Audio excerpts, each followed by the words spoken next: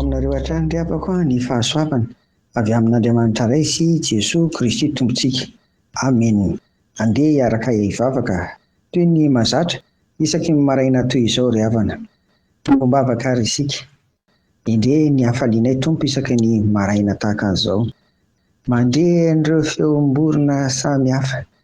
Mahita ny taratry ny hazavan'ny masoandro. Tsapana eo anatin'izany ny fitiavanao. Velarinao eo anatrehana indray mantsy ity andro androany ity. Misaotra indrindra tompo. Noho izany dia indro atolotray mba ho anjakanao ny tenanay tsirairay avy. Amin'ny anaran'i Jesosy. Amen. Eo ampiandrasana ny fiavian'ny tompo ry havana dia mazava ho azy fa mbola samy miaina sy mivelona eto tany eto isika.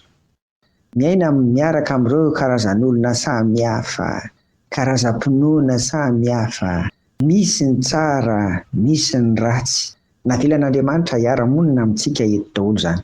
Fa andiange ry havako jerentsika ny Filipianina 3:10 andininy 20 ka hatramin'ny 120 fa nefa ny tsara raha toa vakiana koa ny andininy eo aloha satria eo no ahitantsika ny andininy 20 izany sy ny andininy 20 an'ireo karazan'olona ray amin'izay hitantsika eto tany, fa ilay andininy 20 sy ny 120 kosa milaza ny amin'ny fanantenantsika miandry ny fiavian'ny tompo. Andeha vakiana ary amin'ny anaran'i Jesosy ny andininy 20 sy ny andininy 20 amin'ny Filipianina 3:10 aloha.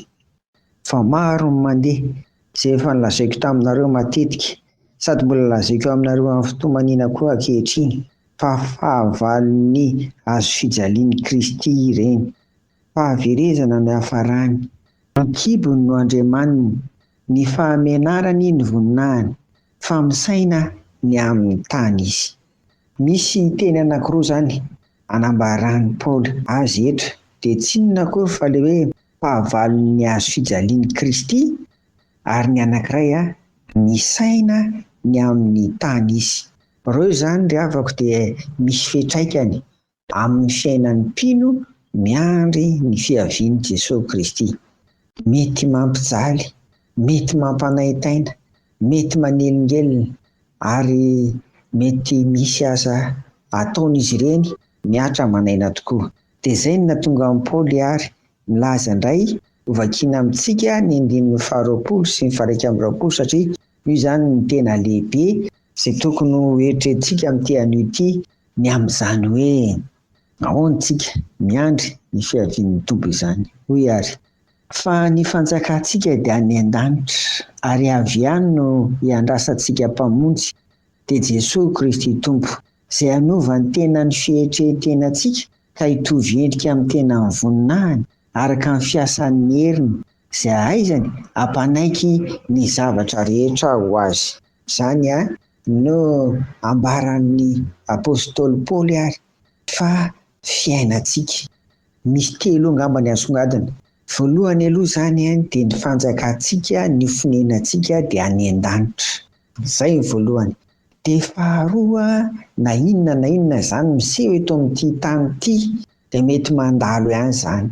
Na ilay zavatra sarotra samy hafa nambarako teo dia mandalo ihany izany.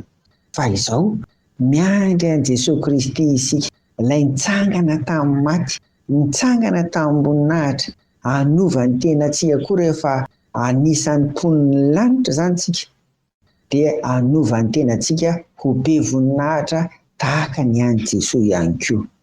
Izany ilay fanantenana eto ka na inona miseho eto amin'ny tany dia izao. Ataontsika tsara ny fiainana, miasa, mpiasa, mianatra, manao ny adidy samy hafa, manompo ny tompo isika. Fa ny fanjakantsika dia any an-danitra ary any irasantsika an'i Jesosy Kristy ka dia maherezo amin'ny tompo sy amin'ny herin'ny faherezany ry havako. Amen. Vavaka ary isika. Dia misaotra anao ary izay tompo ny amin'izany teninao izany. Fampitomboy ny finoanay, ny fahatokinay ary ny fanantenanay anao amin'ny anaran'i Jesosy. Amen. Ho aminareo ny fiadanan'i Jesosy ry havako. Amen.